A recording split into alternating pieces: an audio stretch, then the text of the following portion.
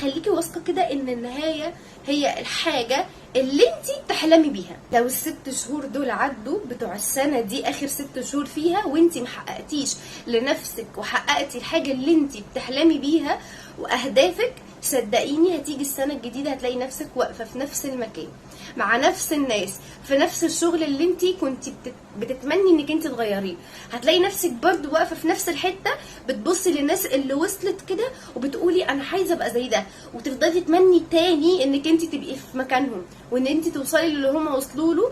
بس ساعتها بقى انا عايزاكي تفكري وتقولي لنفسك ان هما ما وصلوش للكلام ده كله عشان هما كانوا بيقعدوا يقولوا انا عايز ابقى وعايز ابقى وعايز اعمل وعايز اسوي وعايز وعايز وعايز. لا، هما كانوا بيجوا على راحتهم وبيجوا على نومهم وبيضحوا بنزولاتهم مع اصحابهم في اي وقت عشان خاطر يقعدوا يعملوا لنفسهم الحاجه اللي تخليهم فخورين بنفسهم مبسوطين كده. لما السنه دي تعدي، ال6 شهور اللي باقيين من السنه دي يعدوا وانتي ما حققتيش اي حاجه، هتلفي وشك وتبصي على اللي فات وتقولي انا بعمل ايه في حياتي، ونبدا تاني دوامه انا لو كنت بدات من شهر كان زماني وصلت، انا لو كنت بدات من شهرين كان زماني وصلت، ما انا لو كنت بدات مع فلان او فلانه في الوقت اللي هي بدات فيه كان زماني عديتها، ده انا عندي مهاره وعندي مش عارفه عندي ذكاء وعندي وعندي وعندي، وهي ما عندهاش اي حاجه ومع ذلك بدات وهي دلوقتي بقت متفوقه عليكي. بقيتي انتي بتبصي لها وبتقولي يا ريتني ابقى في مكانها. فيديو جديد في قناه سماسيمو، وحشتوني يا سكاكر.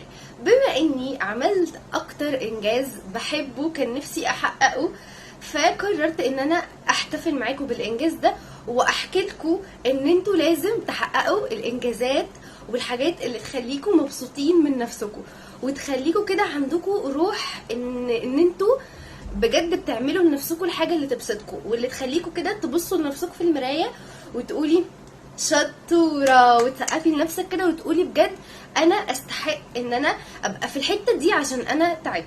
بصوا، هو مش انجاز واحد اللي انا عملته السنه دي الحمد لله، بس الانجازات التانية دي هبقى اكلمكم عليها بعدين عشان انتوا خلاص بقيتوا صحابي. ولكن الانجاز الاولاني اللي انا عايزه اكلمكم عنه وهو القناه دي. انا عندي قناه تانية فيها 40,000، بس القناه دي بالذات دي اكتر حاجه واكتر انجاز انا حققته. على فكره انا مش بادئاها من اول السنه، انا لسه يا دوبك بادئاها من شهرين وبقى فيها 2300 مشترك. فال 2300 مشترك دول هم قاعدين هنا ومربعين بجد، قاعدين كده واخدين وضعهم على الاخر، وده كان اكتر حاجه كان نفسي احققها. عايزه اقول لكم بقى ازاي تحققوا انتوا كمان احلامكم واهدافكم وتقدروا ان انتوا توصلوا للحاجه اللي انتوا بتحلموا بيها بجد من سنين. لان القناه دي بجد انا كنت بجد كلمه انا بحلم بيها من سنين دي كلمه مش كبيره، لا يعني كلمه من سنين دي انا مش بأفور، هي فعلا من سنين. وفي البدايه كان بابا معارض، وكان لما بابا وافق خطيبي كان معارض وحاجات كده كتير جدا، بس انا ازاي قدرت ان انا اقنعهم بقى والكلام ده كله هبقى احكيها لكم في الحلقه بتاعت ايه ازاي بدات يوتيوب وازاي اخدت منه فلوس والحاجات الكتيره دي كلها عشان انتوا خلاص بقيتوا اصدقائي. ولكن انا دلوقتي جاي اتكلم معاكم في ان انتوا ازاي تحققوا احلامكم واهدافكم وتوصلوا للي انتوا عايزينه عشان انتوا بجد تستحقوا ده. فروحي هاتي اي حاجه تشربيها، طبعا احنا في الصيف، هاتي حاجه بقى ساقعه تشربيها، يعني بصي هاتي ايس كريم، هاتي اي حاجه وتعالي افتحي لي قلبك كده عشان انا وانتي نبقى ناجحين. انا وانتي في المستقبل لما نبص لنفسنا كده نقول بجد ان احنا شاطرين واشتغلنا على نفسنا لحد لما كل واحد فينا حقق الحاجه اللي هو عايزها.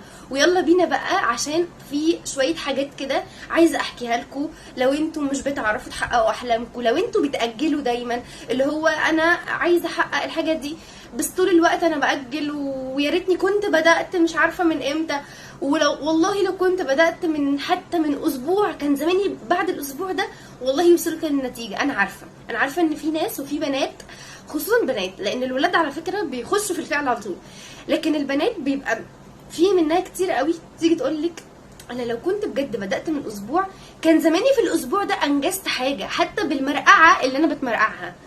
فانتوا متخيلين احنا كبنات بنفكر ازاي؟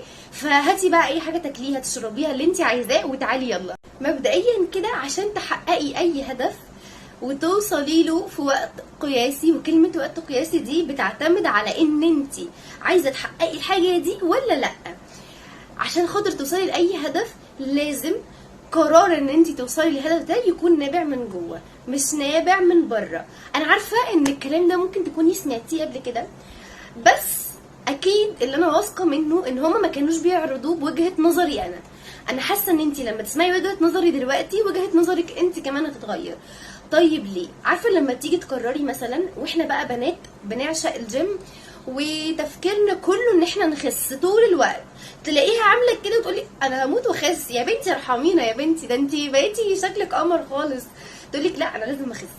المهم احنا قررنا ان احنا نخس، فعايزين نروح الجيم. طيب يا ست، بتعملي ايه؟ اول حاجه بتروحي تجيبي بقى خضار واكل صحي وبصي بقى وحاجات وتحطيها في التلاجة، وبعد كده تروحي تجيبي لبس الجيم وتحطيه في الدولاب وتروحي تحجزي الجيم بتاعك، وبعد كده تنتخي في البيت حبيبه قلبي كده، تقعدي وتقولي بس انا هبدا من الاسبوع الجاي. يجي الاسبوع الجاي بس انا هبدا من الاسبوع اللي بعده، ده لسه الاشتراك ده انا حاجزه 3 شهور.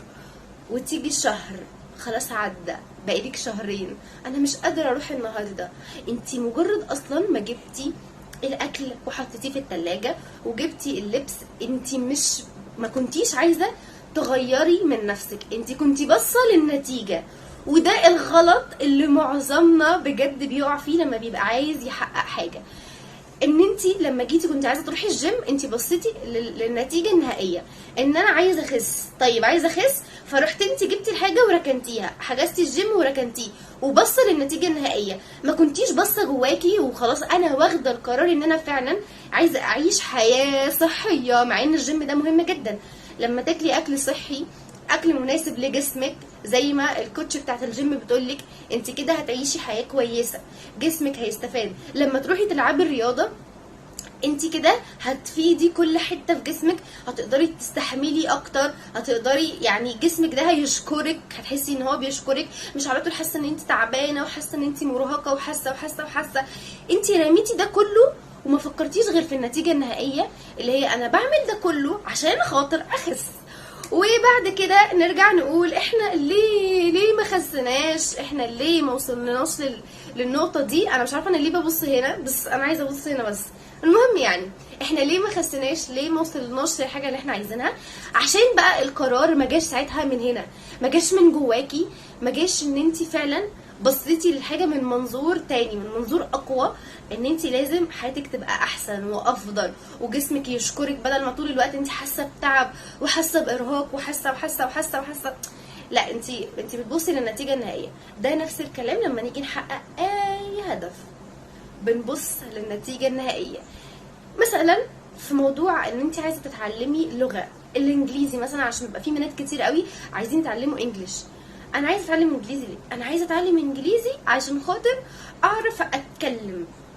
عمر ما فكرتي ان انا عايزه اتعلم انجليزي عشان مثلا لو جات لي فرصه شغل اقدر ان انا اشتغل شغل ويبقى معايا لغه، ولو جه حد اتعامل معايا اقدر ان انا افهمه ويفهمني، يبقى فيه لغه تواصل. انت كل اللي كنت بتفكري فيه ان انت عايزه تتعلمي انجليزي عشان خاطر بس عايزه اتعلم انجليش عشان خاطر اي هدف وخلاص. انت بتتعلمي انجليش، طب بتتعلمي انجليش ليه؟ عشان خاطر انا عايزه يبقى معايا لغه وخلاص.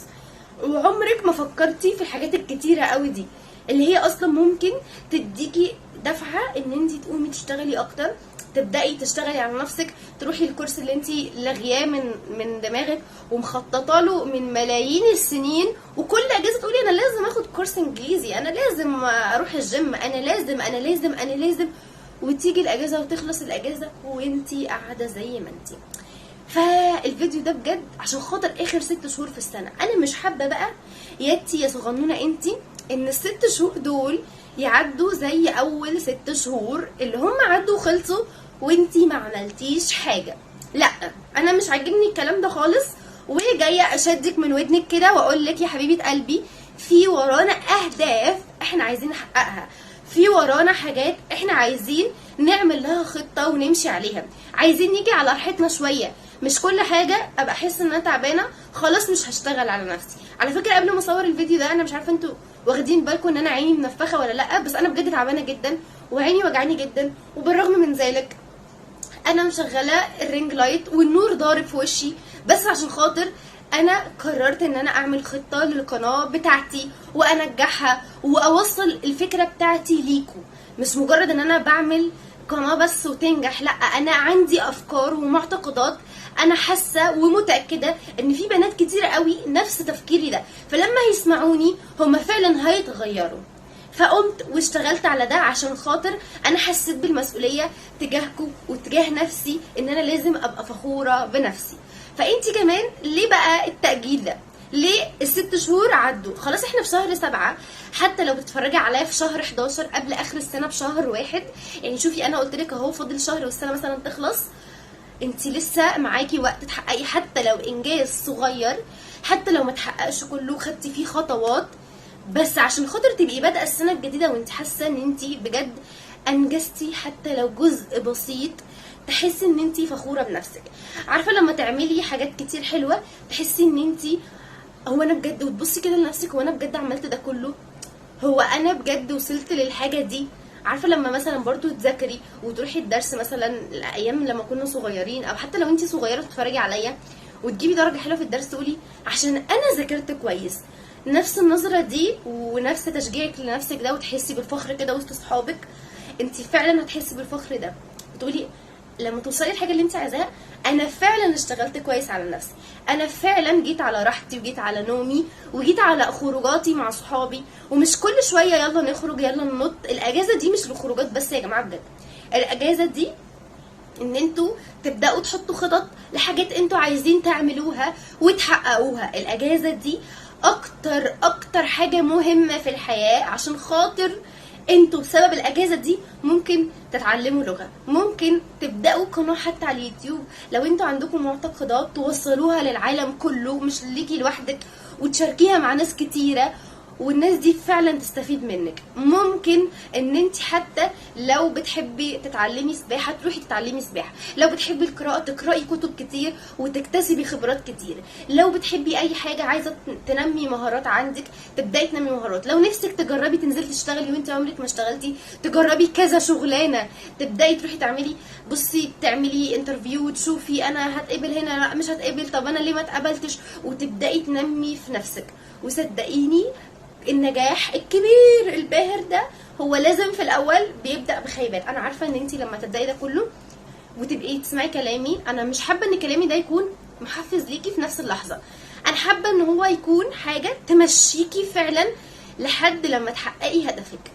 عارفه لما هتبداي في الكلام اللي انا بقولك عليه ده هيجي عليكي وقت تحسي ان انت مخنوقه وزهقانه وطالع عينك، بس لما انت تفكري بالمنظور اللي انا قلتلك عليه ان انت فعلا عايزه التغيير ده يجي من جواكي، عايزه توصلي الحاجه دي، صدقيني انت هتلاقي حتى لو تعبانه هتقومي تشتغلي، لو بتموتي هتقومي عشان تحققي الحاجه اللي انت عايزاها. وده اللي انا لما بدات ابص من المنظور ده بدات ابقى ملتزمه ومنضبطه واعمل كل الحاجات اللي انا عايزه احققها. حتى بجد بقعد اقول حتى على فكره لو انا اخدت مثلا في الحاجه دي سنتين بدل سنه، لو انا مثلا جيت في النص وتعبت غصب عني وقفت، بس اسمي بدات واسمي ان شاء الله هوصل. ومادام بدات مادام في بدايه يبقى اكيد في نهايه، ومادام البدايه هي الحاجه اللي انا عايزاها يبقى خليكي واثقه كده ان النهايه هي الحاجه اللي انت تحلمي بيها. بس مادام في بدايه انت عايزاها وبداتيها يبقى النهايه هي الحاجه اللي انت بتحلمي بيها، حتى لو ده انت مش شايفاه في البدايه خالص، ولو وصلتي لنص الطريق ولسه مش شايفاه، بس صدقيني ربنا ما بيضيعش تعب حد خالص.